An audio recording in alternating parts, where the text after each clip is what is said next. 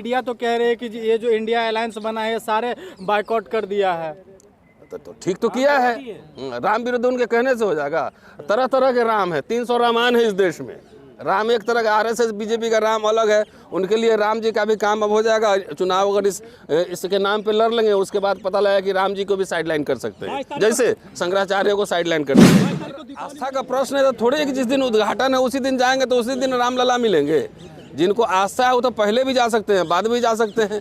तो ये term agenda जो है बीजेपी आरएस थोड़ी सेट करेगा कि इसी दिन आएंगे तो आप हिंदू होंगे। अरे तरह तरह के हिंदू हैं भारत में, है ना। वो कापालिक है, कालामुख है, शैव है, वैष्णवाइट है, तरह तरह के हिंदू हैं। तो सब आरएसएस जो है बीजेपी एजेंडा तय थोड़ी करेगा। जिनको मन होगा बाद में भी चला जाएगा, जिनको नहीं मन है अपना घर में रहता हूँ। मैं इतिहास का छात्र हूँ, अगर मैं दक्षिण भारत जाता हूँ तो हम लोग टेम्पल आर्किटेक्चर पढ़ाते हैं। तो बौद्ध मठ में भी जाएंगे, स्तूप भी देखने जाते हैं, मंदिर का आर्किटेक्चर भी देखने जाते हैं। कभी मेरा फोटो बता दो कहीं पूजा करते हुए, कर्मकांड करते हुए। देश की सच्चाई, सच छुपने नहीं देंगे। चाहेंगे सर, राम मंदिर उद्घाटन होने जा रहा है 22 तारीख को, तमाम लोग जा रहे हैं और अमित शाह लोगों के लिए गाड़ियां भेज रहे हैं रामलला के दर्शन करवाने के लिए। गाड़ी भेजने की ज़रूरत क्या है? अगर लोगों में आस्था होगी तो खुद चले जाएंगे। और भारत का संविधान सबको अपने विचार रखने और धार्मिक आस्था मानने की स्वतंत्रता देता है। तो जिनको लगता है कि वहाँ जाकर मुक्ति मिल जाएगी, स्कूल कॉलेज अस्पताल बन जाएंगे, रोजगार मिल जाएगा, ज़रूर वो जाएं। लेकिन जिन्हें लगता है कि वहाँ से कुछ नहीं होगा, वहाँ घंटा बजाने से कुछ नहीं होगा, रोजगार का सवाल, शिक्षा का सवाल, स्वास्थ्य का सवाल, जो इम्पोर्टेंट सवाल है, जो कि पिछले 10 साल में पूरे तहस नहस हो चुका है। आप देख रहे हैं कि खिलाड़ी मैदान के बाहर हैं, प्रोफेसर यूनिवर्सिटी के बाहर हैं, निकाले जा रहे हैं, किसान रोड पे हैं और तमाम पहलवान रोड पे हैं। तो जिनको लग रहा है वो जाए, जिनको नहीं लग रहा है नहीं जाए, वो अपने शिक्षा के लिए दिया जलाएं घर में। और ये आवाज़ हम लोग इतने दिन से उठा रहे थे। देखिए अब तो वैचारिकी स्पष्ट हो गई है ना, कि एक तरफ भाई आस्था वाली वैचारिकी होगी और दूसरे तरफ गौतम बुद्ध, रविदास, कबीर और ज्योतिबा फुले, अंबेडकर, पेरियार की विचारधारा होगी, ललित सिंह यादव की होगी, कर्पूरी ठाकुर की होगी, जगदेव बाबू की होगी। यहाँ की बहुसंख्यक आवाम वो शिक्षा से दूर है, स्वास्थ्य से दूर है, रोजगार से दूर है, हर जगह दूर है। दूसरी दमन चक्र जो चल रहा है कि जो आइदर एग्री विथ अस, हमसे सहमत हो, और नहीं तो जेल भेज देंगे, यही है ना। लेकिन एक सवाल है, शंकराचार्य सब नाराज हो गए हैं। अब शंकराचार्य लोग का जो काम था वो पूरा हुआ। वो जो वो मशाल लेके दौड़ते नहीं है कि आपको 50 मीटर तक जाना है, आप 50 मीटर बाद दूसरा जो है पकड़ लेगा। तो वो जो चला रहे थे पूरा वो लीला, तो उनका काम खत्म हो गया। राम मंदिर के नाम पर और बाबरी मस्जिद के नाम पर सत्ता में, हुकूमत में जिनको आना था हुकूमत में आ चुके हैं, जो संस्थाओं पे कब्जा करना था वो कर चुके हैं। तो अब बाबा लोग की जरूरत नहीं, इसलिए वो अपना मठ में बैठ के अपना जो प्रवचन देना है वो प्रवचन देते रहे। उनका काम खत्म हो। बाबा जी कह रहे हैं कि हम सिर्फ मोदी जी उद्घाटन करेंगे तो हम ताली बजाने के लिए तो और क्या, तो और उनका काम क्या है? ताली ही बजाना पड़ेगा ना। इतना दिन से ये सोच में नहीं आ रहा था कि कौन उद्घाटन करेगा, वही बता देना कि धर्मशास्त्रों के हिसाब से उद्घाटन किसको करना चाहिए। मेरी दिलचस्पी तो एकदम मंदिर मस्जिद में नहीं है, मेरी दिलचस्पी कहीं और है। तो फिर वो गलत काम कर रहे हैं, ये देखिए बिल्कुल। ये बाबा लोग से ही पूछिए, बाबा लोग बोलेंगे। हाँ, तो बाबा लोग और मोदी जी आपस में फैसला कर ले कौन है सही कौन है गलत।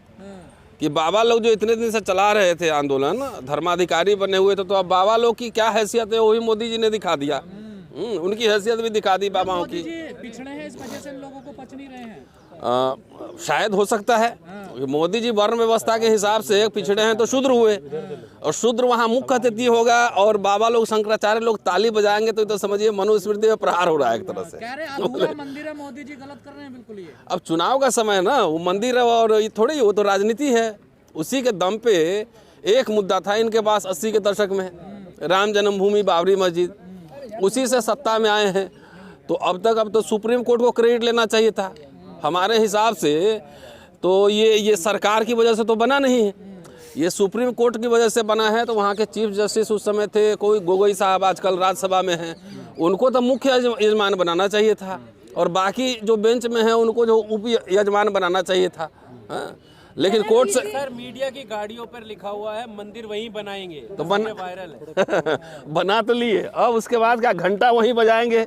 हॉस्पिटल जाने की क्या ज़रूरत है, स्कूल जाने की क्या ज़रूरत है। और दूसरी बात है, जो टेलीविजन में बैठ के टेक्नोलॉजी से पाएँ किए रहता है, उसको बोलिए कि महाभारत के संजय वाला दूरबीन ले आए, वही से मीडिया चलावे। तो वो तो कह दिए हैं कि जो मंदिर जाएगा उसे हॉस्पिटल जाने की जरूरत ही नहीं है। हाँ, तो उसको चेक करना, कभी किसी दिन हॉस्पिटल में दिख जाए तो वीडियो जरूर बनाना उसका, पूछना कि बेटा बच्चे उसे कौन स्कूल में पढ़ रहे हैं। सर, सूत्रों के हवाले से खबर आई है कि प्रोफेसर रतनलाल भी जा सकते हैं 22 तारीख को अयोध्या। सूत्रों के हवाले से खबर है सर। चलिए, आप वहाँ कैमरा लगा के रखना और मुझे बताओ, मैं जाता हूँ, मैं इतिहास का छात्र हूँ, अगर मैं दक्षिण भारत जाता हूँ तो हम लोग टेम्पल आर्किटेक्चर पढ़ाते हैं, तो बौद्ध मठ में भी जाएंगे, स्तूप भी देखने जाते हैं, मंदिर का आर्किटेक्चर भी देखने जाते हैं।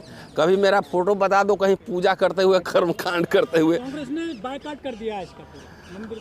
अब ठीक तो है, वो मंदिर है, वो अगर आस्था का प्रश्न है तो थोड़ी है कि जिस दिन उद्घाटन है उसी दिन जाएंगे तो उसी दिन रामलला मिलेंगे। जिनको आस्था है वो तो पहले भी जा सकते हैं, बाद में भी जा सकते हैं। तो ये टर्म एजेंडा जो है बीजेपी आरएस थोड़ी सेट करेगा कि इसी दिन आएंगे तो आप हिंदू होंगे। अरे तरह तरह के हिंदू हैं भारत में, है ना, वो कापालिक है, कालामुख है, शैव है, वैष्णवाइट है, तरह तरह के हिंदू हैं। तो सब आरएसएस जो है और बीजेपी एजेंडा तय थोड़ी करेगा। जिनको मन होगा बाद में भी चला जाएगा, जिनको नहीं मन है अपना घर में रहो। लेकिन सर, मीडिया तो कह रहे हैं कि ये जो इंडिया अलायंस बना है सारे बायकॉट कर दिया है। तो ठीक तो किया है, राम विरोध उनके कहने से हो जाएगा। तरह तरह के राम है, 300 रामायण है इस देश में।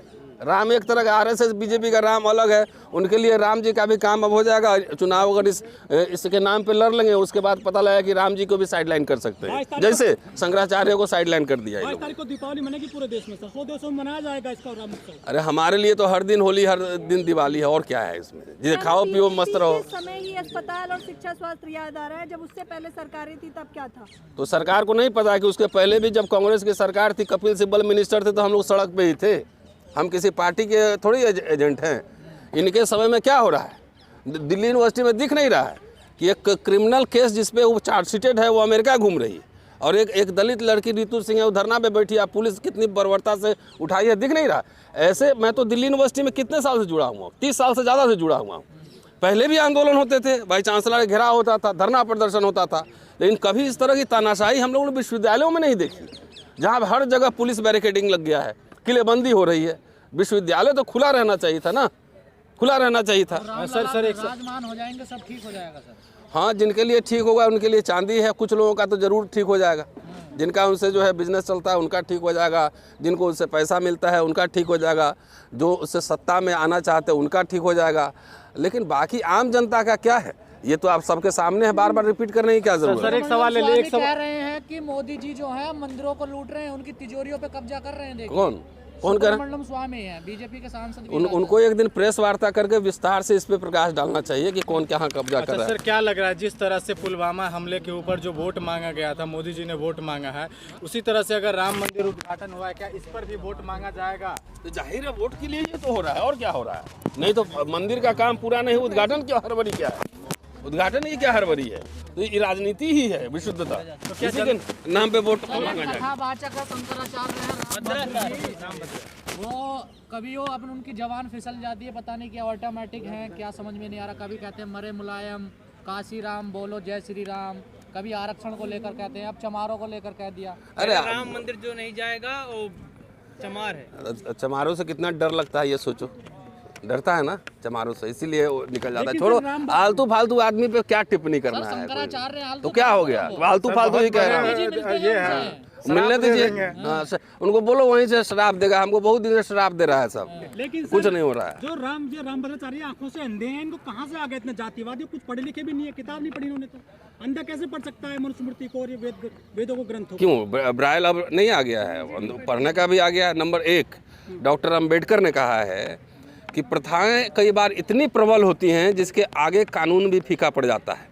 तो जहाँ बचपन से ही यही जनेऊ लीला की ट्रेनिंग दी जाती हो मनुस्मृति की, तो वो तो generation to generation oral communication में सुनते सुनते किसके साथ बैठना है, कौन कौन जात है, तो घर ही में इसकी ट्रेनिंग हो जाती है। तो इसके लिए नज़र की ज़रूरत नहीं है, इसके लिए नज़रिए की ज़रूरत है। हाँ, तो वो तो कहेंगे उनको संस्कार ही वही है, वो संविधान और मनुस्मृति की सीधी लड़ाई चल रही है।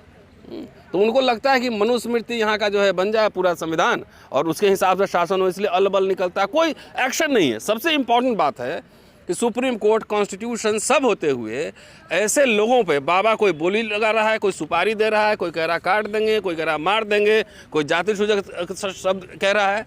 तो इसका मतलब क्या है ना, इनका साठगांठ है, राज सत्ता का इनके साथ साठगांठ है, इसलिए इतना हिम्मत वहीं से आ रहा है। ठीक किया मोदी जी ने इन लोगों को साइड में बाहर रखा है। चलिए ठीक है, धन्यवाद। ओके।